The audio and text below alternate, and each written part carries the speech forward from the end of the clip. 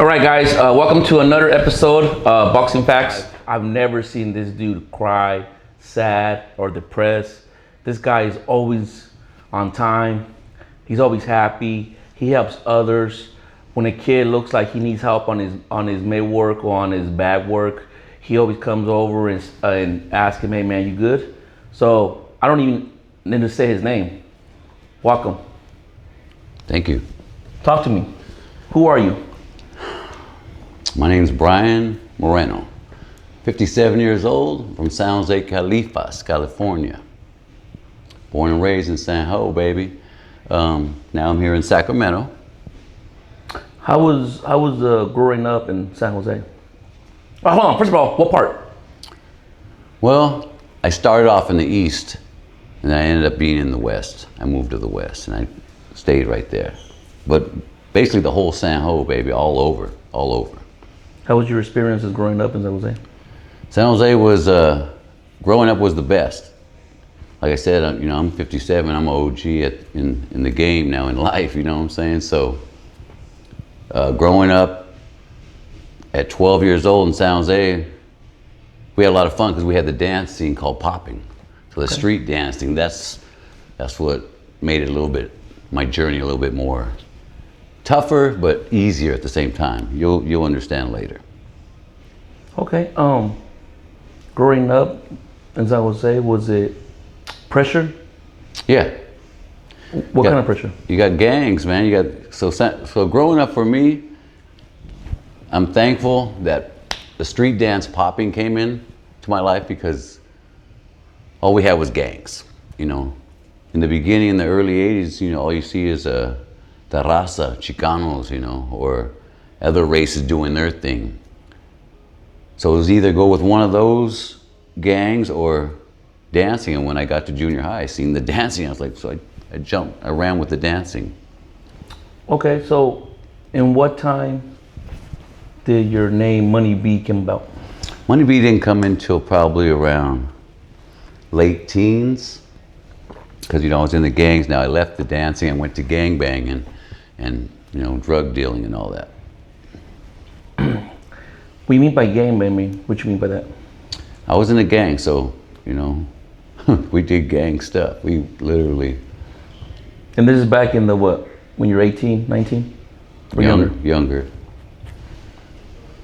15. If you were to ask how old are you now? 57. If you're 57-year-old today, if you were to go back in time and ask that kid that was lost and confused at 14, 15 years old, what would you tell him? I actually would tell him, keep your head up. It's not going to be easy. Okay, so you went through this rough situation in life. At the time, obviously, you thought you were cool. You thought you were the man. Yeah. Okay. You thought that everything was happy.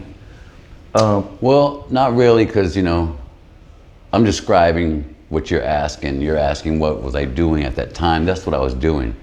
The reason I was doing it because my parents were splitting up. You know what I'm saying? People don't want to really explain the reality of life. And I'm thinking you bring that up because we need to hear this. Yeah. When parents. Because you got kids out there, they're going to watch this. Correct. You got a big boxing support and fans, part of your. And then this is what we're talking about.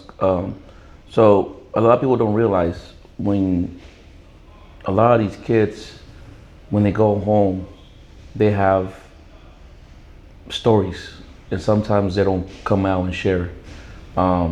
In your situation, you were going through it because your parents separated. How old were you when they separated? 12. How do you feel? See, that's the crazy part. As you get older, you understand it more. Okay. I believe I'm a believer of God. I'm a man of God. So I didn't understand God, and of course when I was younger. But as you get older, you start figuring things out a little bit more. So when I was younger, didn't look to God or know anything, but now I understand that He put dance in my way, because at 12 I was like, man, my parents are splitting up. And I don't know how kids cope today with that, but we see a lot on the news, like, they're taking drugs, they're doing this, they're doing that, because they don't know who to talk to. As for me, I had dance. I had an outlet, dancing and boxing. Boxing was next down the street. There was a guy that used to teach everybody in the neighborhood. It was either that or gangbanging. So the outlet for me was both of those. And I didn't know how to say, oh my God, my mom and dad are going through this. I didn't know what to do. I wasn't doing that. I was just boom, boom, oh, they're dancing. So I just kept doing that. I got good at it, like literally good. I was winning competitions, being on newspapers at 12 years old. Really? Yeah, everybody knew me in San Jose. I was good at the damn thing, you know what I'm saying? They knew who I was. The 15-year-olds were like the top guys, 16 maybe, in those times, because it was new. Popping was new. It was like early 80, 81. So when I got involved and got good at it, I was only 12 years old. But that was my outlet. When my parents were going through so much, I was just busy doing this constantly. So I didn't even know about what was going on. So that was your, per se, drug choice? Yeah. Going out and hanging around with the fellas and dancing? And just dance. Yeah, it was a big thing. It was an everyday thing through summers. The next year, the same thing, competitions. It's almost like an art for boxing, Muay Thai. So when did you start boxing? I started boxing around 15. How was it? It was great. I loved it. Well, what made you choose boxing? I always liked boxing. I used to sit with my dad, and we used to watch boxing together, man. So, like I said, my mom and dad split up. So when they split up and moved, I would be around him. I'd go around him, let's be at his house, watching boxing. Let me ask you a question. During that time when you were a kid, 12, 14 years old, was it hard for you to, because people don't realize, we take everything like it's a regular thing, but sometimes it's not regular. Coming home, seeing your mom and dad, whatever the situation may be, right? They may be arguing or talking, whatever the situation may be. Yeah. Coming home, seeing the mom and dad as a family, going out for breakfast, having a barbecue, spending time with the family. And then you have all these things, all these years, and out of nowhere, overnight, you get home and, wait a minute, where's my mom? Wait a minute, where's my dad? What were you feeling during that time? I would stay out even longer, because it's not that they didn't care. At that time, they didn't show concern. So next thing you know, I'm coming home at 2 a.m. and I'm only 12 years old. Compared to the kids today, man, we were walking all over miles and miles at 12 years old. Then I come home, I see my dad doing, cocaine, doing drugs. Next, like you said, we see them fighting, they start fighting, hitting each other violently. So, what are you supposed to do? And during that time, you think it's normal, but it's not. Yeah, exactly. So every family does this probably. So you found love outside the streets? Yeah. You nailed it. You found love with that homeboy? Well, my parents, once they finally split up completely, they moved me to my grandmother's house on the west side. That's where boxing came in. That's where gangbanging came in. I was already dancing at 12 coming from the east side. Once I went to the west side, boxing and drugs came in. Okay, so you're... And gangs. Okay, so this was in your teens. Yeah. Are you a father? Yes. How many kids you have? I got 6. Okay. How old were you when you had your first? Probably early 20s. Okay. How was it? Explain to me. It was good. It just I wasn't good at it. We're never good at it, right? Well, as I had my first when I was 17, and no one gives you a book and say, "Here, read it." Exactly. I was nervous. I didn't know what to do, but now it's like I got 5 now, so I'm like, "Hey, man, keep it simple." For me, I'm good at it. You learn each day by day to become a better dad, become a better person, regardless. But like I said in the beginning, where I came from was drugs and gangs. So that didn't just shake off. It stood there with me. So going to okay, we're gonna have a baby, but I'm doing this. So it's hard to just shake that off. It didn't just shake off. So guess what? I went to prison. How old were you when you were in prison? Probably early 20s when I had the baby. How was it? When I had my daughter around that time. I usually tell people this, how it was. I say, you either like prison, you'll adjust to it, or you won't like it and go back ever again. Because the majority will say, this is easy. I'm getting fed. I don't have to work. That's a lazy man. That's a dummy. And a lot of them do that. So I want to let people know, just because you go over there and you don't have to work, that's stupidity. Get a job. So, which prisons you went? I went to a few of them. I went to San Quentin, New Folsom, and Pelican Bay. What was the experience your first day in there? Don't belong here, first thought. Nobody belongs here. That's for an animal. But you play the game and you think you're this person on the streets, you're gonna get checked. Thank you. You're gonna get checked. In what way? Spiritually. You're gonna get humbled. If not, it'll hit you later. Because it's not an everyday thing you're gonna be the baddest dude on the planet. There's somebody badder than you. And once you get behind the walls, you'll see. You'll wanna go home. You know, it's funny you say that, because a lot of kids in today's time, they don't understand what you just said. They think everything's a joke. They think everything's, they forget the morals. They forget the good mornings. They forget to be respectful to others. And then when they go to that facility, they show them. I laugh because it's reality, man. Reality is reality. It's gonna hit you one way or the other. So during that time when you went there, you were happy, you were sad. Talk to me. I was sad because I had to leave my firstborn, my daughter. Okay. That's why I was sad. I was sad because I was headed somewhere I shouldn't be going. For the choices I made. But during that time. But I made it a way to where, you know, this is cool. I got this. So you liked it? Well, the enemy will lie to you and say, look at all your homies are here. So it's like a big sleepover with the homeboys. You're just hanging, just hanging out. That's reality. So you start smiling because we like hanging out. All the fellas like hanging out together. Hey man, we bullshit, we make jokes. You're right. You know what I'm saying? So time goes fast when the guys get together, you make fun. So you out were of it. mind you, in that time there was no cell phones, correct? It was barely coming in. Yeah. So you wanted to work out every day so you could put in a pose with your homeboys. Yeah. You know, you show off that you are that man, right? Like I said, when I had my daughter, you realize you grow up. Well, yeah, you should, but at the same time, I didn't have my dad around to teach me how to do all that. He left. So I'm learning from the streets. I'm learning literally from the streets, from the homeboys, the older guys out there. And mind you, those guys ain't taking care of their kids. You know what I'm saying? Cool. Okay, so bad morals will corrupt good things. Hang around good people. So what's one thing you learned that you can say I learned something in prison? I learned responsibilities. I learned respect. Respect that. Because here's one thing about prison, for all you young people out there that are lazy. I'm gonna keep it real, that are lazy, that don't want to do nothing, don't want to help your mom, your dad, your brother, your sister, your boyfriend, your girlfriend. When you get in trouble and you go to jail, I hope you don't, I pray you never do, you're gonna listen to somebody. You're not just gonna sit there and say, I'm not doing this. You do it.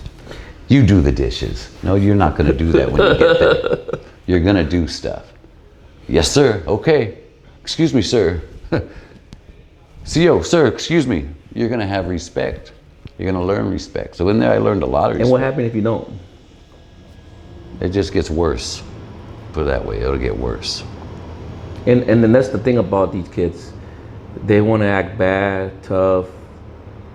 For what? So they can go inside there and be told? They don't know that what's gonna happen in there. So they're mostly everyone's lost. Because nobody tells them this. If your OG ain't telling you to get a job and do good things and have respect for people, then you shouldn't be hanging around those people. So what was your daily base in those walls? Routine of survival. So in the morning, what time you woke up? 5. That was your everyday use, 5 o'clock? Yeah, I still do it. So you woke up, you got what you think? Got your coffee ready? Get your chinate, your coffee. What is chinate for people who don't understand that? Behind the walls back there, you know, we have our own little slang. Some people say, well, what does that mean? It's just the homie slangs, you know, different words. Chinate would be coffee. Okay. You know. Firme. What's firme?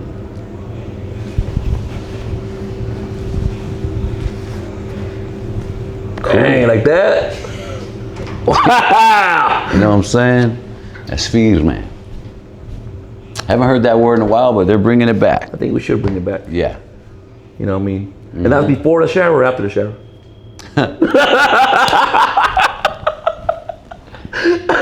I'm always firme. Tú sabes. So, okay, so you did your time. You learned from your mistakes. You get out. What's next? The plan is to get right. Call it get yourself some get right. You know what I'm saying? Go to work. Like we keep saying, get a job. The only reason why we say go to work is because it even talks about it in the Bible. The job, a man will sweat off his brow to make a living. You know what I'm saying? So your plan is to get out, and then again, if you're working, you're not going to jail. You're not going to prison. You're not getting in trouble because you have a 9 to 5. You have a job to keep you busy. A lot of people don't see that. Me coming from the streets, doing all that gang stuff,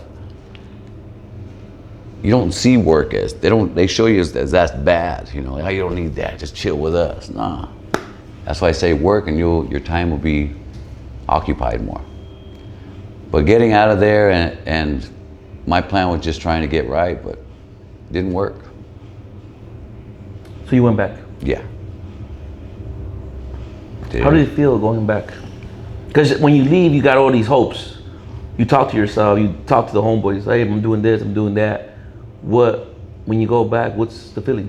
Look at, when you go back, you're like, okay, I've been here before. this gotta stop. Well, it depends on the person.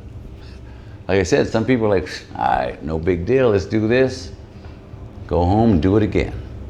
Because they're going back to what they want to do. Me, I'm like, I don't want to do this. Hopefully this will be it. So I did a little time, went home. Went back again. Third time? Yeah. Mind you, during that time, different prisons, correct? Yeah. Third time was worse. Why is that? They sent you to Pelican Bay.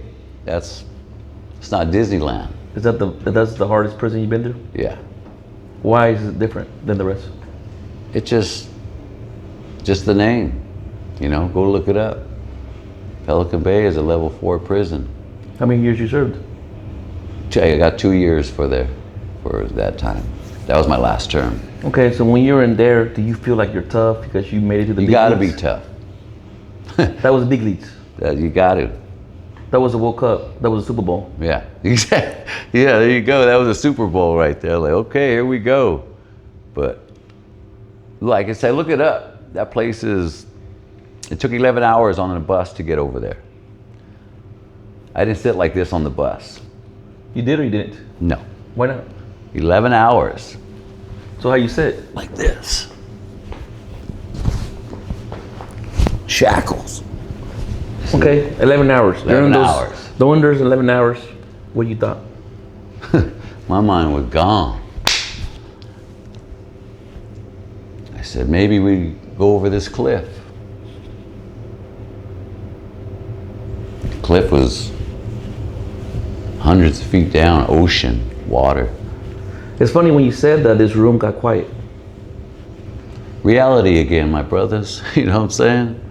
You don't want to go to Pelican. You're going to Pelican Bay State Prison, man. You're shackled up like an animal. You're already on your 6th hour driving. Ain't nobody saying nothing to you but him. And him. The bad guy down there is telling me, maybe you'll die right now. Maybe you'll go off a cliff.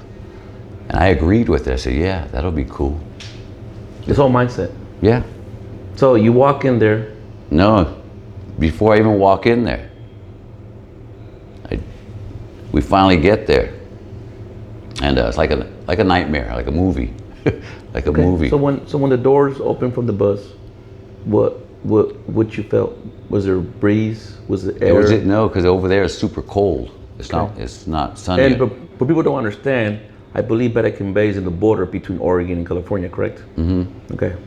I was in Crescent City, so basically over there, once you get out, I'm talking it's pouring rain, lightning, and the doors are like big, huge doors, just like a movie. You're hearing thunder.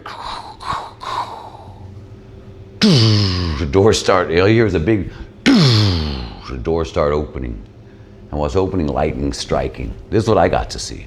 This is your experience. This is what I saw. This is what I saw. Let me ask you a question. When you felt the doors open, you had a tear in your eye, or you were like, "It is what it is." It is what it is. I don't want to go in there, but I'm going in. Did it before, I'll do it again. That's it. And it just every step got worse. It gets crazy once you go in. Boom, boom. Everywhere you go, something's cracking. You got to be ready. So yeah, man, it doesn't end there. And you've seen everything in there. Everything. Everything. I had to put my trust in God on that one, and that was it after that. Changed my whole ways. And that was the last time? Yeah, that was it. Okay, so after that, you learn from your mistakes. Took a while after that. That's cool. But I didn't go back. Okay. But at least you learned. I beat the system, let's say that. I beat the parole, I beat the probation, I beat years of that. So you get out, what's next? How old are you when you got out? Shoot, you know what? That was like 99, right when 2000 started. And mind you, what people don't understand is he was in there when it was real prison. Yeah. Today's time is more... A little bit different now. Yeah. So... Well, actually way different now. This is back when it was real. It's cracking, it's popping. I don't mean dance popping. So let me ask you a question. In prison you danced too, or no? You were told to dance or not? Okay. People always ask about that. Oh, you probably got off in prison and danced. I go, you know what? The politics are so high with the homies, like, yo, that's a no-no. Because that's like causing attention. Correct. Okay. And you don't want attention. Well, we had to do it a couple of times. Because one of the other gangs saw me move a little. Because we have headphones. Okay. So you hear your own music, right? So I'm on the yara, you know what I'm saying? I'm on the yard. What does that mean? People don't understand. The yara, we're on the yard. That's the prison yard where you can go work out, take a walk. They got, grass out there, whatever. Dip bars, pull-up bars. Anyways, they have punching bags, they have a yard out there. So I'm out there, I'm getting my workout in. I have my headphones on. Let me put my hat on real quick. Go for it, man. You know what I'm saying? Yeah, I got you. So I got my headphones on, and I'm feeling the music. But then again, I'm like, okay, I'm in a different world, I can't be popping. It causes attention. So you just popped one time, not twice? So I said, you know what, yeah. You know what I'm saying? Well, actually, hold on.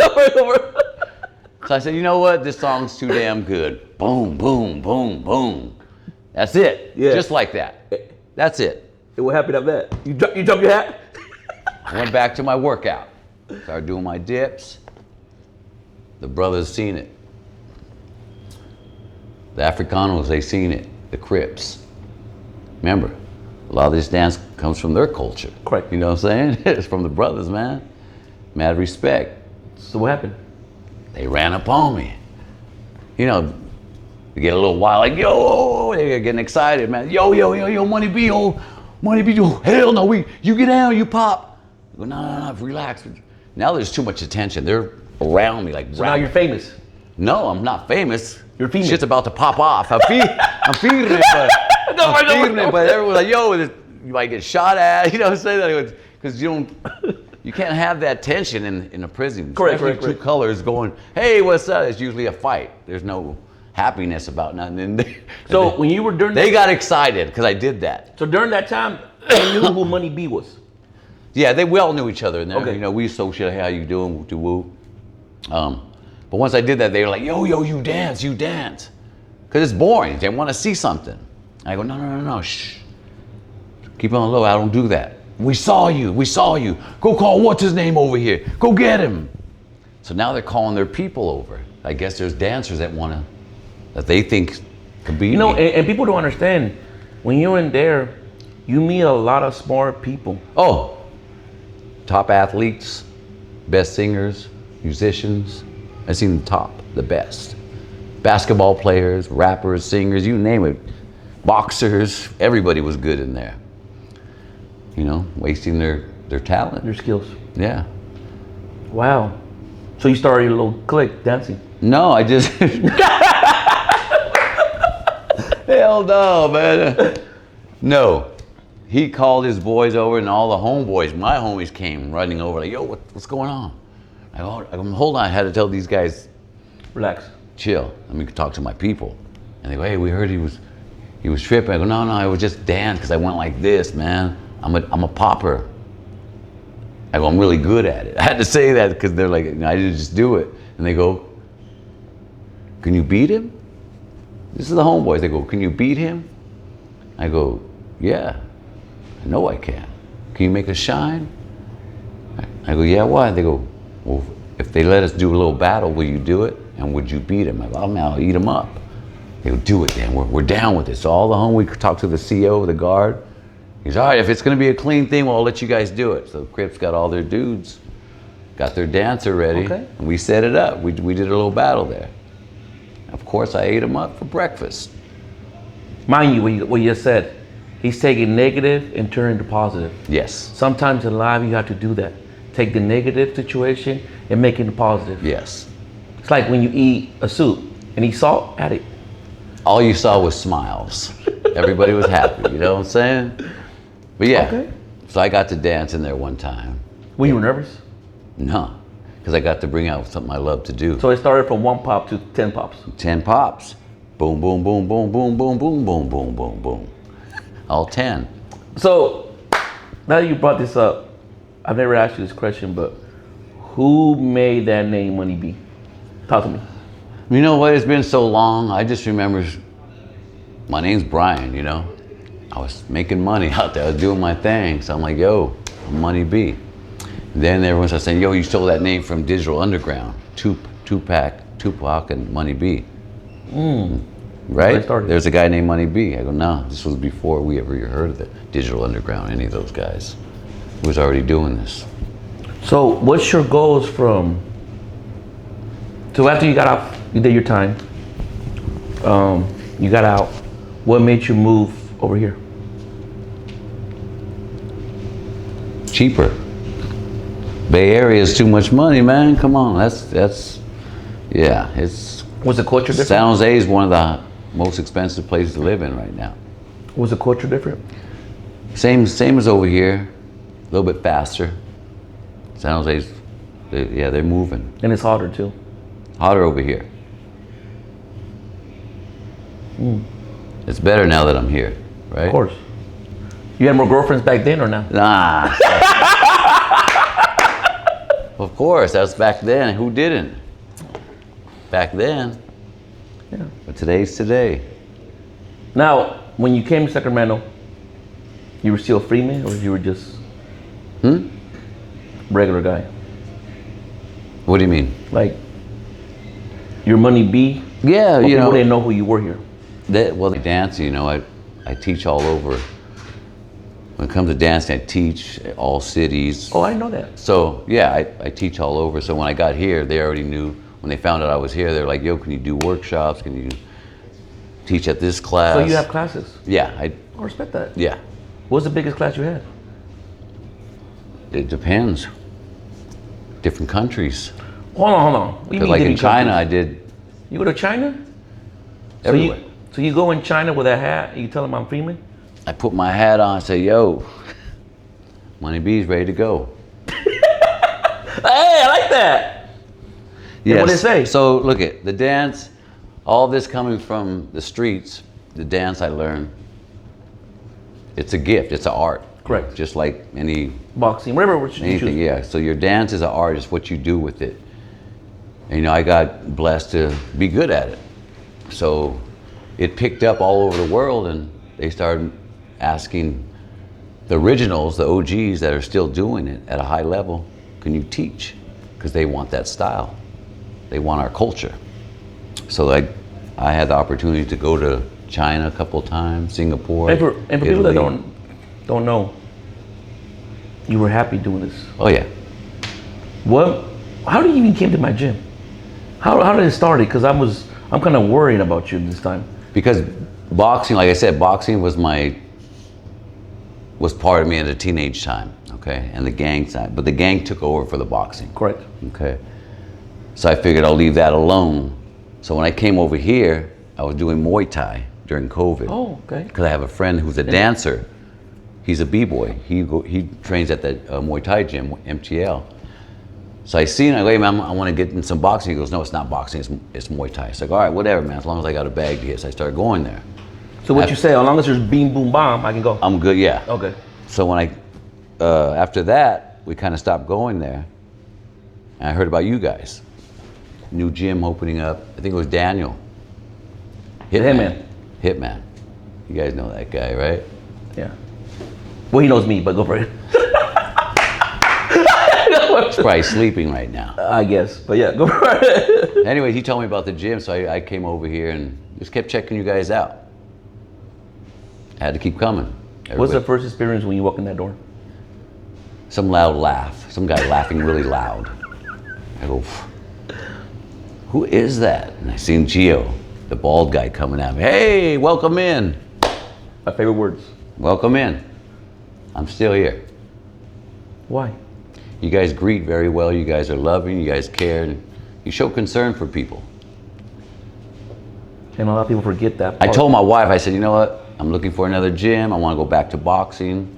I did Muay Thai, but I started off boxing as a kid. And I go, I want to go to the right gym. So I kept coming back. You know, it's like come. Yeah. Come I was kind of again. worried about you at first. I was I like, what's wrong come a with this couple guy? of weeks, maybe a month later, and you guys start saying, yo, you guys kind of recognize it. I'm like, okay, these guys are they just pulling my leg, or, you know, because not all gyms do that. I go, you know what? I started telling Daniel, hey, Daniel, these guys are cool over here. Because I told you, OG, go back. They're cool, man. So, yeah, I'll try another gym. I couldn't. I went to look at a couple. I go, you know what? I'm coming here. And sure enough, it was right on. You guys are right on, man. Respect that, man. Yeah. Thanks for the stuff. Yeah, you guys are right on, man. That's why I'm here. You know, the crazy thing is you connect with people. You got your cameraman. You know, It's a team. Yeah, you got a team of different gifts. Yeah. And that's how you And that's grow. what people forget. No one's perfect, right? No. We all have a job title. I got my camera guy. I got my coaches. I got Money B. I got Daniel. You know, and the list goes on, right? Everybody knows their title. Yeah. When you fuck up is when the other title wants to be this title. Right? Just Yep. stay in your lane. Stay in your female. You're good. The only way to stay in your lane is to be around the right people, though. I like that. You're right. And it's the choice. It's hard though. It's a hard. choice. It's a choice you make. Peer pressure, you know, that sucks. But hey. So are you it's gonna telling come. me that you're happy today? Oh yeah. I'm blessed. Thank you. I got a family at home. Respect. Come to the gym, got great guys around me, you know, to train with, to talk with, you know, to learn. And I'm all happy that. to see you because sometimes I'm like quiet, and right when I see you, you walk in all female. The first thing you go is boom, boom, boom. I'm like, whoa, No, whoa, whoa. he actually makes me go boom, boom, boom.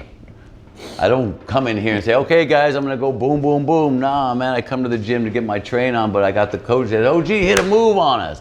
Boom, boom, boom. I gotta hit a move. So he's keeping me on my toes. I like that. That's good, man. Come on. So that's good, man. I still got shows to do. Okay. Yeah, I got a couple of shows coming up. So you're gotta do. famous. You're famous. Street famous. Respect to you. That's good, man. Ghetto Fab player. Okay. Come on, man. Ghetto Fab. You know, we do it. Hold on. There you go. Sorry. Do that again. There you go. I'm Ghetto Fab. You feel me? Okay. Hey, well, hold on. First of all, where you get the hat from? Because I always wanted a hat like that. I can't give that up. Come on, man.